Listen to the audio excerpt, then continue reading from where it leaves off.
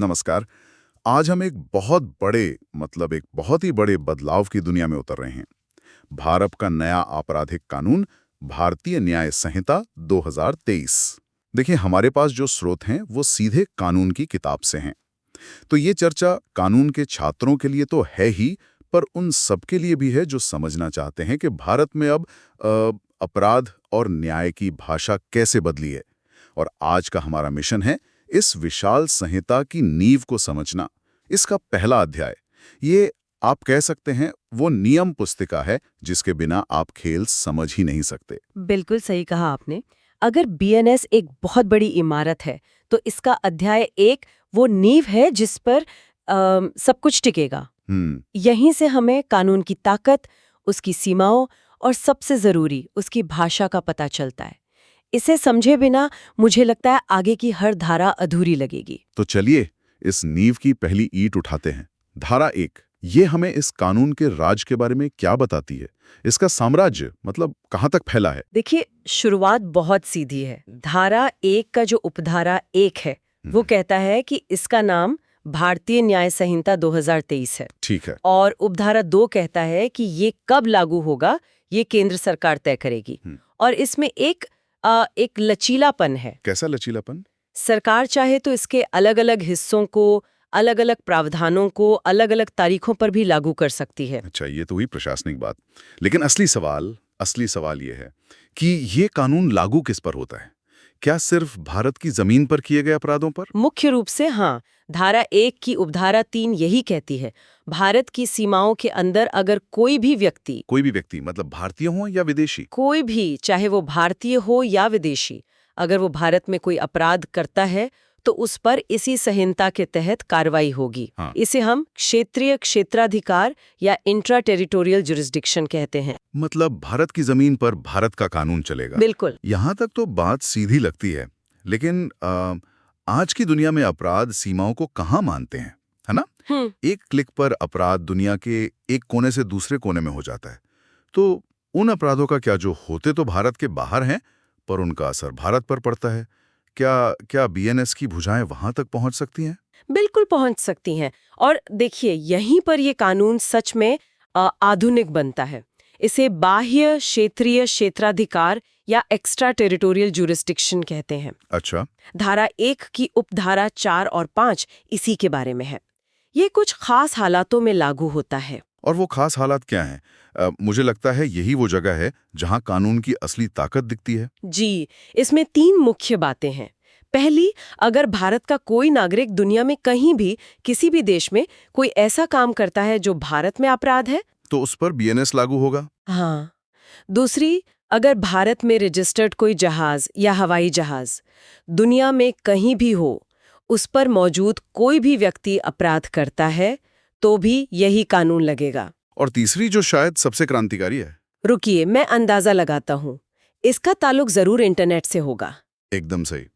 तीसरा प्रावधान कहता है कि अगर कोई भी व्यक्ति किसी भी देश में बैठकर भारत में मौजूद किसी कंप्यूटर सिस्टम या नेटवर्क को निशाना बनाकर अपराध करता है तो उस पर भी भारतीय न्याय संहिता के तहत मुकदमा चल सकता है। ये तो बहुत बड़ा कदम है। अगर कोई हैकर मान लीजिए रूस या चीन में बैठकर भारत के किसी बैंक के सर्वर पर हमला करता है, तो सैद्धांतिक रूप से हम उस पर यहाँ केस चला सकते हैं। जी बिल्कुल चला सकते हैं। पर ये सुनने में जितना दमदार लगता है, क्या असल में उतना ही कारगर है? मेरा मतलब है, किसी दूसरे देश से अपराधी को पकड़ा कर लाना, तो वो तो लगभग नामुमकिन हो सकता है। आपने बहुत महत्वपूर्ण सवाल उठाया है। देखिए, ये सिर्फ अपराधियों को पकड़ने के बारे में नहीं है। ये कानूनी संप्रभुता, लीगल सॉवरेनिटी का एक बड़ा ऐलान है। एक स्टेटमेंट है। हाँ, भारत दुनिया को बता रहा है कि हमारी डिजिटल सीमाएं उतनी ही असली हैं जितनी हमारी भौगोलिक सीमाएं। इसे लागू करने के लिए प्रत्यर्पण संधियां एक्सट्रेडिशन ट्रीटीज और अंतर्राष्ट्रीय सहयोग की जरूरत पड़ती है, जो मुश्किल है, मैं मानती हूं। लेकिन ये प्रावधान भारत को कानूनी कार्रवाई शुरू करने का अधिकार तो देता है। सही है। ये एक हथियार है जिसका इस्तेमाल भले ही मुश्किल हो, पर उसका होना ही एक बड़ा संदेश है। बिल्कुल। समझ गया। अच्छा, क्या कोई ऐसी जगह भी है जहां ये कानून लागू नहीं होता? मतलब क्या इसके कुछ अपवाद हैं? हाँ, हर सामान्य कानून के कुछ अपवाद होते हैं। धारा 1 की उपधारा 6 में एक बचत खंड यानी सेविंग क्लॉज है। Saving clause. जी, ये कहता है कि बीएनएस सेना के जवानों पर लागू होने वाले कानूनों जैसे आर्मी एक्ट, नेवी एक्ट या एयरफोर्स एक्ट को प्रभावित नहीं करेगा। अगर कोई सैनिक विद्रोह, जिसे म्यूटनी कहते हैं, या ड्यूटी छोड़कर भागने जैसा अपराध करता है, तो उस पर उसका अपना सैन्य कानून ही चलेगा, बीएनएस नहीं। और खास कानूनों का क्या, जैसे पॉक्सो या एनडीपीएस एक्ट? वही सिद्धांत यहाँ भी लागू होता है। देखिए, बीएनएस एक सामान्य आपराधिक कानून है, जनरल क्रिमिनल लॉ। ये किसी विषय के लिए बने विशेष कानूनों, स्पेशल लॉज, या किसी क्षेत्र के लिए बने स्थानीय कानूनों, लोकल लॉज को ओवरराइड नहीं करेगा। मतलब वो अपनी जगह लागू रहेंगे। हाँ, वो अपनी जगह लागू रहेंगे। बीएनएस एक तरह से देश का डिफॉल्ट क्रिमिनल ऑपरेटिंग सिस्टम है, पर जो विशेष एप्स यानी स्पेशल लॉज है वो अपना काम करते रहेंगे। ये एनोलॉजी अच्छी है, ऑपरेटिंग सिस्टम और एप्स वाली। तो ठीक है, हमने इस कानून का साम्राज्य देख लिया कि इसकी सीमाएं कहाँ तक हैं। लेकिन किसी भी साम्राज्य में घुसने के लिए आपको वहाँ की भाषा सीखनी पड़ती है, और यहीं पर धारा 2 आती है, जो इस कानून की डिक्शनरी है। और ये कोई मामूली डिक्शनरी नहीं है, ये वो चाबी है जिससे हर अपराध का ताला खुलेगा। कानून में शब्दों का वो मतलब नहीं होता जो हम रोजमर्रा की जिंदगी में समझते हैं। सही बात है। उनका वो मतलब होता है जो यहाँ धारा 2 में लिखा है, और एक एक शब्द का वजन होता है। तो चलिए इस डिक्शनरी के कुछ सबसे दिलचस्प और जरूरी शब्दों को समझते हैं। मैं देख रहा हूं कि यहाँ परिभाषाओं की एक लंबी लिस्ट है। इन्हें एक एक करके पढ़ने के बजाय क्या हम इन्हें किसी थीम के हिसाब से समझ सकते हैं? बहुत अच्छा आइडिया है। चलिए सबसे पहले उन शब्दों को देखते हैं जो किसी भी अपराध की बुनियाद होते हैं। बुनियाद। हाँ, यानी कार्य, बालक और क्षति। धारा 2(1) में कार्य एक्ट की परिभाषा है। ये सिर्फ एक काम नहीं, बल्कि कामों की एक श्रृंखला, अ सीरीज ऑफ एक्ट्स भी है। ये जरूरी है क्योंकि ज्यादातर बड़े अपराध, जैसे कोई साजिश, कई छोटे छोटे कामों को जोड़कर ही बनते हैं। ठीक है। और बालक, चाइल्ड की परिभाषा, ये तो सीधी लगती है, 18 साल से कम उम्र का व्यक्ति। सीधी है, पर इसका असर बहुत गहरा है। धारा 2(3) की ये एक लाइन हमारे पूरे जुवेनाइल जस्टिस सिस्टम की नींव है। अच्छा। यही वो कानूनी स्विच है जो तय करता है कि किसी आरोपी पर सामान्य अदालत में केस चलेगा या जुवेनाइल जस्टिस बोर्ड के सामने। इस एक परिभाषा पर लाखों बच्चों का भविष्य टिका है। और क्षति, इंजरी, जब हम ये शब्द सुनते हैं तो दिमाग में हाथ पैर टूटना ही आता है, पर क्या कानून भी इसे ऐसे ही देखता है? बिल्कुल नहीं। कानून का नजरिया बहुत बहुत व्यापक है। धारा 2(14) कहती है कि क्षति का मतलब है शरीर, मन, ख्याति या संपत्ति को अवैध रूप से पहुंचाई गई कोई भी हानि। 4 चीजें: बॉडी, माइंड, रेप्यूटेशन, प्रॉपर्टी। जी, तो अगर कोई आपको ऑनलाइन ट्रोल करके मानसिक तनाव देता है तो वो मन को क्षति है। अगर कोई आपके बारे में झूठी अफवाह फैलाता है तो वो ख्याति को क्षति है। मानहानि जैसे अपराध इसी परिभाषा पर खड़े होते हैं। ये तो आज के डिजिटल युग के लिए बहुत जरूरी परिभाषा है। ऑनलाइन बदनामी और मानसिक उत्पीड़न, वो सब इसी के दायरे में आएंगे। बिल्कुल। चलिए अब अपराध के इरादे से जुड़े शब्दों पर आते हैं। मैं यहाँ बेईमानी से, डिसऑनेस्टली, और कूटकरण, काउंटरफीट जैसे शब्द देख रहा हूँ। ये दोनों मिलकर धोखाधड़ी की अनाटमी बनाते हैं। धारा 2(7) के अनुसार बेईमानी से कम मतलब है किसी को गलत तरीके से फायदा, रॉन्गफुल गेन पहुंचाना, या गलत तरीके से नुकसान, रॉन्गफुल लॉस पहुंचाना। मतलब किसी को वो दिलाना जिसका वो हकदार नहीं, या किसी से वो छीनना जिसका वो हकदार है। सही पकड़ा। ये इरादे की इंटेंशन की बात है। और इस बेईमान इरादे को पूरा करने का एक तरीका है कूटकरण, यानी नकली बनाना। जी, धारा 2(5) कहती है कि कूटकरण का मतलब है एक चीज को दूसरी चीज जैसा बनाना ताकि धोखा दिया जा सके। और इसमें 2 बातें बहुत दिलचस्प हैं। क्या? पहली, नकल का हूबहू होना जरूरी नहीं। अगर वो इतनी मिलती जुलती है कि धोखा हो सकता है तो वो कूटकरण है। दूसरी, अगर आपने इतनी मिलती जुलती चीज बना दी है तो कानून ये मानकर चलेगा कि आपका इरादा धोखा देने का ही था, जब तक आप खुद को बेगुनाह साबित न कर दें। तो सबूत का बोझ, द बर्डन ऑफ प्रूफ, आरोपी पर आ जाता है। अच्छा, अगर ये सब बुरे इरादे हैं तो अच्छे इरादे को कानून क्या कहता है? सद्भावपूर्वक या गुड फेथ का क्या मतलब है? हम तो यही समझते हैं कि अच्छी नीयत से किया गया काम। और यहीं पर आम आदमी और कानून की सोच में जमीन आसमान का फर्क है। धारा 211 इस गलतफहमी को तोड़ती है। कानून के लिए गुड फेथ का मतलब सिर्फ अच्छी नीयत नहीं है। तो फिर क्या है? कानून कहता है कोई भी काम सद्भाव पूर्वक नहीं माना जाएगा अगर वो सम्यक सतर्कता और ध्यान यानी ड्यू केयर एंड अटेंशन के बिना किया गया हो। एक मिनट, ये तो बहुत बड़ा फर्क है। मतलब मेरी नीयत कितनी भी अच्छी क्यों न हो, अगर मैंने लापरवाही बरती तो मुझे गुड फेथ का बचाव नहीं मिलेगा। बिल्कुल। कानून आपके दिल में नहीं झांकता, वो आपके काम को देखता है। वो पूछता है, क्या आपने एक आम समझदार और सावधान इंसान की तरह काम किया? डॉक्टरों की लापरवाही जैसे मामलों में ये परिभाषा जान बचा भी सकती है और सजा दिला भी सकती है। कमाल है। ये एक्शन का स्टैंडर्ड है, सिर्फ भावनाओं का नहीं। ये परिभाषा तो वाकई सोच बदलने वाली है। अब कुछ ऐसे शब्दों पर आते हैं जो कानून की अपनी खास भाषा है, जैसे दस्तावेज, लिंग और लोक सेवक। दस्तावेज की परिभाषा में क्या नया है? धारा 2:8 में जो नया है वो आज के समय की जरूरत है।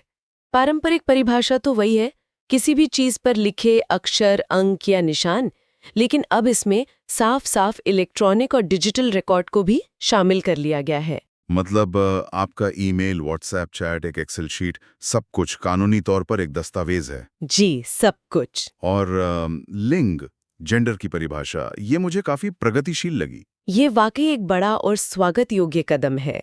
धारा 2:28 कहती है कि इस कानून में सर्वनाम वह ही का इस्तेमाल किसी भी व्यक्ति के लिए किया गया है, चाहे वो पुरुष हो, महिला हो या ट्रांसजेंडर। ये कानून की भाषा को जेंडर न्यूट्रल बनाता है। बिल्कुल। और ये भी साफ करता है कि ट्रांसजेंडर का मतलब वही होगा जो ट्रांसजेंडर पर्सन्स एक्ट 2019 में दिया गया है। ये दिखाता है कि कानून आपस में कैसे जुड़े हैं। अंत में लोक सेवक, पब्लिक सर्वेंट की परिभाषा, ये लिस्ट तो बहुत लंबी है। हाँ, धारा 2 नंबर 28 बहुत विस्तृत है। इसका मकसद ये है कि कोई भी व्यक्ति जो जनता से जुड़ा कोई भी काम कर रहा है वो जवाबदेही से बच ना सके। अच्छा। इसमें जज और पुलिस ऑफिसर से लेके पंचायत का सदस्य, चुनाव में ड्यूटी करने वाला अधिकारी और यहाँ तक कि वो व्यक्ति भी शामिल है जिसे सरकार किसी सर्वे के लिए नियुक्त करती है। इसका दायरा बहुत वसी रखा गया है ताकि भ्रष्टाचार पर हर स्तर पे लगाम लगाई जा सके। अगर हम इस पूरी चर्चा को समेटें तो हमने दो बड़ी बातें सीखी। पहली, भारतीय न्याय संहिता का दायरा बहुत बड़ा है, भारत के अंदर हर व्यक्ति पर, और कुछ खास हालातों में भारत के बाहर भी, खासकर साइबर अपराधों के मामले में। और दूसरी ये कि धारा 2 में दी गई परिभाषाएं सिर्फ शब्द नहीं हैं, ये वो लेंस हैं जिनसे इस पूरे कानून को देखा जाएगा। बिल्कुल। ये पहला अध्याय कोई औपचारिकता नहीं है, ये वो ऑपरेटिंग सिस्टम है जिस पर पूरा बीएनएस चलेगा। जब कोई जज किसी केस का फैसला करेगा तो वो बेईमानी या क्षति का मतलब अपनी समझ से नहीं निकालेगा। वो धारा 2 में दी गई परिभाषा को देखेगा। जी, वो उसी परिभाषा को देखेगा। यही चीज कानून को व्यक्तिपरक, सब्जेक्टिव होने से बचाती है और उसमें एकरूपता लाती है। हर कानून के छात्र के लिए इस अध्याय पर पकड़ बनाना सबसे जरूरी है। तो आज की इस गहरी पड़ताल को खत्म करते हुए सुनने वालों के लिए एक सवाल छोड़ जाते हैं। हमने देखा कि क्षति की परिभाषा में मन और ख्याति को होने वाले नुकसान को भी शामिल किया गया है। आज के एआई और डीप फेक के युग में, जहां किसी की इज्जत को मिट्टी में मिलाना या किसी को मानसिक रूप से प्रताड़ित करना बस कुछ क्लिक्स का खेल है, सोचिए कि हमारी अदालतें भविष्य में मानसिक क्षति या ख्याति को हुई क्षति को कैसे परिभाषित और साबित करेंगी। एक संगठित ऑनलाइन ट्रोलिंग कैंपेन और अभिव्यक्ति की आज़ादी के बीच की महीन रेखा इस नई संहिता के तहत कहाँ खींची जाएगी, इस पर जरूर सोचिएगा। भारतीय न्याय संहिता 2023 पर हमारी चर्चा के दूसरे हिस्से में आपका स्वागत है। पिछली बार हमने कुछ बुनियादी परिभाषाओं और इस नए कानून की बनावट को समझा था। आज हम इस कानूनी इमारत की नींव की कुछ और गहरी परतों को खोदेंगे। आज का हमारा मिशन भारतीय न्याय संहिता की उस गुप्त भाषा को समझना है जो पूरे कानून को समझने की चाबी है। हम ये देखेंगे कि लोक सेवक जैसा सीधा साधा शब्द कानून की नज़र में कितना बड़ा हो सकता है, और स्वेच्छया या अपनी मर्जी से कोई काम करने का मतलब क्या होता है। लेकिन असली मजा तब आएगा जब हम धारा 3 के सामान्य स्पष्टीकरणों को समझेंगे। ये वो नियम है जो तय करते हैं कि जब कई लोग मिलकर कोई अपराध करते हैं तो जिम्मेदारी किसकी और कितनी होगी। तो चलिए इस कानूनी पहली को सुलझाना शुरू करते हैं। तो चलिए शुरुआत करते हैं एक बहुत ही आम शब्द लोक सेवक या पब्लिक सर्वेंट से। जब मैं ये शब्द सुनती हूँ तो मेरे दिमाग में किसी सरकारी दफ्तर में बैठे क्लर्क या अधिकारी की तस्वीर आती है, पर मुझे शक है कि कानून में इसका मतलब सिर्फ इतना ही नहीं होगा। आपका शक बिल्कुल सही है। कानून की दुनिया में, खासकर भारतीय न्याय संहिता में, ये परिभाषा बहुत ही ज्यादा बड़ी और व्यापक है। बिल्कुल।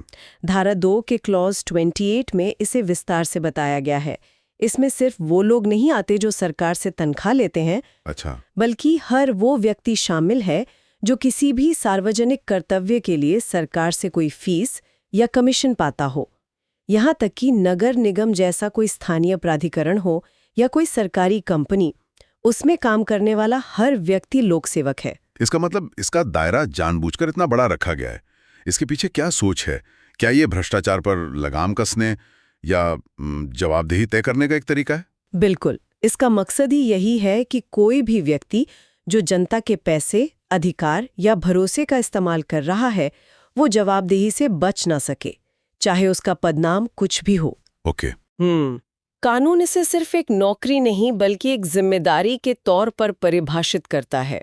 संहिता में एक उदाहरण भी है कि एक नगर निगम आयुक्त, मतलब म्यूनिसिपल कमिश्नर भी लोक सेवक है, भले ही उसकी नियुक्ति सीधे सरकार ने न की हो। ये तो ही पद की बात। अब उन शब्दों पर आते हैं जो किसी के इरादे यानी नियत से जुड़े हैं, जैसे विश्वास करने का कारण, रीजन टू बिलीव, और स्वेच्छा, वॉलंटियरली। ये सुनने में तो रोजमर्रा के शब्द लगते हैं। हाँ, पर कानून में इनका वजन बहुत ज्यादा है। धारा 2 का क्लॉज 29 कहता है कि विश्वास करने का कारण होने का मतलब सिर्फ शक या अंदेशा नहीं है, बल्कि आपके पास उस बात पर यकीन करने का कोई ठोस आधार, कोई पर्याप्त कारण होना चाहिए। ठीक है। और धारा 2 के क्लॉज 33 में दिया गया शब्द स्वेच्छा तो और भी गहरा है। कानून ये मानता है कि कोई काम स्वेच्छा तब किया गया जब किसी का इरादा वो नतीजा लाने का था, यानी इंटेंशन था। हाँ, या फिर वो ऐसे तरीके इस्तेमाल कर रहा था जिनके बारे में उसे पता था या विश्वास करने का कारण था कि उनसे वैसा नतीजा निकल सकता है। वाह, यहाँ पे जो उदाहरण दिया गया है वो इसे एकदम साफ कर देता है। एक आदमी डकैती करने के लिए रात में एक घर में आग लगा देता है और उस आग से किसी की मौत हो जाती है। बिल्कुल, ये स्वेच्छा के सिद्धांत को बहुत अच्छे से समझाता है। हो सकता है कि आग लगाने वाले का इरादा किसी को जान से मारने का बिल्कुल न हो। हाँ, हो सकता है वो सिर्फ डराना चाहता हो, शायद उसे उस मौत का अफसोस भी हो। लेकिन ये मायने नहीं रखता। मायने ये रखता है कि क्या वो ये जानता था कि एक बसे हुए घर में आग लगाने से किसी की मौत होने की पूरी संभावना है? और जवाब है हाँ। अगर जवाब हाँ है, तो कानून की नज़र में उसने वो मौत स्वेच्छा ही की है। यहाँ इंटेंशन जरूरी नहीं है, सिर्फ ज्ञान, मतलब नॉलेज ही उसे हत्या का जिम्मेदार ठहराने के लिए काफी है। ये तो बहुत बड़ी बात है। मतलब मैंने ऐसा सोचा नहीं था, कहना कोई बचाव नहीं है। अगर आपको अपने काम के नतीजों का अंदाजा होना चाहिए था, ये तो जिम्मेदारी की एक बहुत ऊंची परिभाषा तय करता है। इसी तरह सदोष अभिलाभ, रॉन्गफुल गेन, और सदोष हानि, रॉन्गफुल लॉस भी हैं। हाँ, धारा 2 के क्लॉज 36 और 37 इन्हें परिभाषित करते हैं। सीधे शब्दों में सदोष अभिलाभ का मतलब है गैर कानूनी तरीकों से ऐसी कोई संपत्ति हासिल करना जिसके आप हकदार नहीं हैं। और सदोष हानि मतलब किसी ऐसे व्यक्ति को उसकी संपत्ति से वंचित कर देना जिसका उस पर कानूनी हक है। और क्लॉज 38 इसमें एक और परत जोड़ता है। गलत तरीके से संपत्ति सिर्फ पाना ही नहीं, बल्कि उसे अपने पास बनाए रखना भी सदोष अभिलाभ है। तो ये सब तो हुए कानून के शब्दकोश के कुछ अहम शब्द, लेकिन सिर्फ शब्द जानने से तो बात नहीं बनती। उन्हें इस्तेमाल करने के नियम भी तो होंगे। मुझे लगता है यहीं पर धारा 3 की भूमिका आती है, जिसे आपने पूरी संहिता का यूजर मैनुअल कहा था। आपने बिल्कुल सही पकड़ा। धारा 3 इस संहिता की आत्मा है जी। इसका सबसे पहला और सबसे जरूरी नियम उपधारा 1 में है। ये कहता है कि इस संहिता में दी गई हर अपराध की परिभाषा, हर सजा और हर उदाहरण को हमेशा साधारण अपवाद, मतलब जनरल एक्सेप्शंस वाले अध्याय के साथ पढ़ा जाएगा। अच्छा। भले ही वो अपवाद हर सेक्शन में बार बार लिखे ना गए हों। हाँ बिल्कुल। मतलब ये एक तरह का अदृश्य फिल्टर है जो हर नियम पर लागू होता है। जैसे संहिता में कहीं ये तो नहीं लिखा कि 7 साल से कम उम्र का बच्चा चोरी नहीं कर सकता, सही। लेकिन जब भी चोरी की धारा पढ़ी जाएगी उसे साधारण अपवाद वाले उस नियम के साथ पढ़ा जाएगा जो कहता है कि 7 साल से कम उम्र के बच्चे का कोई भी काम अपराध नहीं है। अच्छा। इसी तरह जब कोई पुलिस अफसर कत्ल के किसी आरोपी को पकड़ता है तो वो उसे सदोष परिरोध या गलत तरीके से बंदी बनाने का दोषी नहीं होता, क्योंकि कानून ने उसे ऐसा करने की शक्ति और जिम्मेदारी दी है। ये भी एक साधारण अपवाद है। धारा 3 में एक और बहुत दिलचस्प बात है। उपधारा 4 कहती है कि जहां भी किए गए कार्य का जिक्र है उसमें अवैध लोभ भी शामिल हैं। मतलब कुछ ना करना भी अपराध हो सकता है। हाँ बिल्कुल, लेकिन सिर्फ तब जब वो काम करना आपकी कानूनी जिम्मेदारी थी। इसे इल्लीगल ओमिशन कहते हैं। ओके। इसका एक क्लासिक उदाहरण उपधारा 7 में दिया गया है। मान लीजिए ए नाम का व्यक्ति जेड को मारना चाहता है। वो उसे मारने के लिए 2 काम करता है। पहला, उसे पीटता है जो एक कार्य है, एक एक्ट है। और दूसरा, उसे खाना देना बंद कर देता है जो एक अवैध लोप है, क्योंकि उसकी जिम्मेदारी थी। जब जेड की मौत हो जाती है तो ए हत्या का दोषी है। यहाँ एक कार्य और एक लोप मिलकर एक ही अपराध यानी हत्या को अंजाम देते हैं। ये एक्ट और ओमिशन का एक साथ आना मुझे उस स्थिति की तरफ ले जा रहा है जहां एक से ज्यादा लोग शामिल होते हैं। यहीं पर मामला सबसे ज्यादा पेचीदा और दिलचस्प हो जाता है। जब कोई अपराध एक पूरी टीम मिलकर करती है तब कानून क्या करता है? यहीं पर भारतीय आपराधिक कानून का एक सबसे मशहूर और ताकतवर सिद्धांत सामने आता है, सामान्य आशय या कॉमन इंटेंशन। Common intention. ये धारा 3 की उपधारा 5 का सार है। ये धारा कहती है कि जब कई लोग अपने एक साझा इरादे को पूरा करने के लिए कोई आपराधिक काम करते हैं तो उस समूह का हर एक सदस्य हर एक सदस्य उस काम के लिए ठीक वैसे ही जिम्मेदार होगा जैसे उसने वो काम अकेले ही किया हो। तो ये कॉमन इंटेंशन का सिद्धांत एक तरह से एक के लिए सब, सबके लिए एक जैसा है। अगर आप टीम में अपराध कर रहे हैं तो सजा भी पूरी टीम को मिलेगी, चाहे आपका रोल किसी को पकड़ने भर का ही क्यों ना हो। बिल्कुल। यहाँ आपका व्यक्तिगत रोल छोटा या बड़ा हो सकता है, लेकिन अगर इरादा साझा था तो जिम्मेदारी पूरी होगी। धारा 3 की उपधारा 8 में इसे समझाने के लिए कुछ बेहतरीन उदाहरण है। जैसे ए और बी मिलकर जेड को मारने की साजिश करते हैं। वो तय करते हैं कि उसे धीरे धीरे जहर की छोटी छोटी खुराक देकर मारेंगे। अच्छा, ए एक हफ्ते जहर देता है, बी अगले हफ्ते। दोनों के काम अलग अलग हैं पर इरादा एक है। जब जी मर जाता है तो ए और बी दोनों हत्या के दोषी हैं, क्योंकि उन्होंने जानबूझकर एक दूसरे के काम में सहयोग किया। जेलरों वाला उदाहरण तो इसे और भी साफ कर देता है। 2 जेलर हैं जिनकी जिम्मेदारी एक कैदी को खाना देने की है। वो दोनों मिलकर उसे भूखा रखकर मारने का फैसला करते हैं। एक अपनी शिफ्ट में खाना नहीं देता, दूसरा अपनी शिफ्ट में, और कैदी भूख से मर जाता है। इस मामले में क्योंकि दोनों का इरादा साझा था, दोनों हत्या के दोषी हैं। लेकिन इसी उदाहरण का एक दूसरा पहलू भी है जो बहुत जरूरी है। वो क्या है? मान लीजिए पहले जेलर ए ने उसे भूखा रखा, लेकिन इतना नहीं कि वो मर जाता। फिर ए का तबादला हो गया और उसकी जगह बी आ गया। बी ने ए के साथ बिना किसी मिलीभगत या साजिश के अपनी लापरवाही या क्रूरता की वजह से कैदी को खाना नहीं दिया और वो मर गया। तो अब यहाँ बी तो हत्या का दोषी होगा, लेकिन ए सिर्फ हत्या के प्रयास का दोषी होगा। 1 मिनट, ऐसा क्यों? काम तो दोनों ने एक जैसा ही किया, दोनों ने खाना नहीं दिया। हाँ, लेकिन यहाँ सहयोग या कोऑपरेशन नहीं था। दिमागों का मिलना, जिसे मीटिंग ऑफ माइंड्स कहते हैं, वो नहीं था। ए और बी ने मिलकर योजना नहीं बनाई थी। कॉमन इंटेंशन के लिए ये साजिश या मिलीभगत का होना बेहद जरूरी है। लेकिन इसमें एक मुश्किल ये नहीं है कि अदालत ये कैसे साबित करेगी कि दोनों जेलर मिले हुए थे या नहीं। ये मीटिंग ऑफ माइंड्स को साबित करना तो बहुत मुश्किल काम होगा। ये एक बहुत ही महत्वपूर्ण सवाल है और यही आपराधिक मुकदमों की सबसे बड़ी चुनौती होती है। अदालत इसे सीधे सबूतों जैसे कोई बातचीत या दस्तावेज या फिर परिस्थितिजन्य साक्ष्यों से तय करती है। Circumstantial evidence. हाँ, यानी उन लोगों का व्यवहार कैसा था, क्या उनके पास एक दूसरे से संपर्क करने का मौका था, क्या उनके काम करने का तरीका एक योजना की तरफ इशारा कर रहा था। इन्हीं सब चीजों से अदालत एक नतीजे पर पहुंचती है। तो क्या ऐसा भी हो सकता है कि एक ही घटना में शामिल लोग अलग अलग अपराधों के दोषी पाए जाएं, मतलब काम एक पर सजा अलग अलग? हाँ, बिल्कुल हो सकता है। धारा 3 की उपधारा 9 इसी बारे में है। ये कहती है कि एक ही आपराधिक कृत्य में शामिल कई लोग अलग अलग अपराधों के दोषी हो सकते हैं। इसका कोई उदाहरण? हाँ, इसका उदाहरण बहुत ही अच्छा है। मान लीजिए जेड ने ए को गंभीर रूप से उकसाया और ए ने उस भयंकर गुस्से में जेड पर हमला कर दिया, जिससे जेड की मौत हो गई। ये हत्या नहीं बल्कि गैर इरादतन हत्या मानी जाएगी। ठीक है। लेकिन उसी वक्त वहां बी भी मौजूद था, जिसकी जेड से पुरानी दुश्मनी थी। वो जेड को मारना ही चाहता था। वो बिना किसी उकसावे के ए की मदद करने के बहाने जेड को मारने में हाथ बटाता है। तो यहाँ काम तो दोनों ने एक ही किया, जेड को मारा। काम एक ही है, लेकिन दोनों का मानसिक तत्व यानी मेंस रिया अलग अलग था। एक मिनट, मेंस रिया, ये कानून में एक बहुत बड़ा कॉन्सेप्ट है ना? इसका मतलब है आपराधिक इरादा या दोषी मन। मतलब अपराध करते समय आपके दिमाग में क्या चल रहा था? हाँ, बिल्कुल सही। ए के दिमाग में उस वक्त गुस्सा और उकसावा था, इसलिए उसका अपराध कम गंभीर है।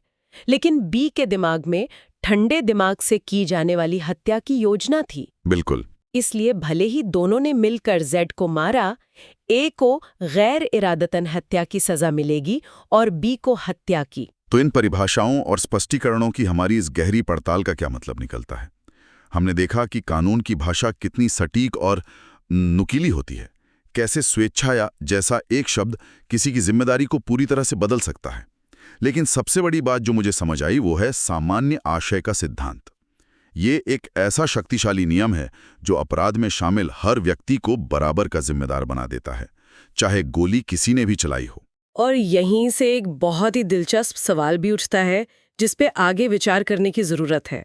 हमने सामान्य आशय मतलब कॉमन इंटेंशन की बात की, जहां पहले से एक योजना होती है, एक मीटिंग ऑफ माइंड्स होता है। हाँ, एक प्री प्लान। बिल्कुल। लेकिन उस स्थिति का क्या जहां पहले से कोई योजना नहीं थी, पर अचानक मौके पर मौजूद कई लोगों का इरादा एक जैसा हो गया। मान लीजिए एक भीड़ अचानक हिंसक हो जाती है। इसे कानून समान आशय या सिमिलर इंटेंशन कहता है। सामान्य आशय और समान आशय, कॉमन एंड सिमिलर इंटेंशन। हाँ, इन दोनों के बीच का ये बहुत ही महीन फर्क है, जहाँ कई बड़ी बड़ी कानूनी लड़ाइयाँ लड़ी जाती हैं। ये एक ऐसा विचार है जिसे इस संहिता में आगे बढ़ते हुए हमें हमेशा अपने दिमाग में रखना होगा।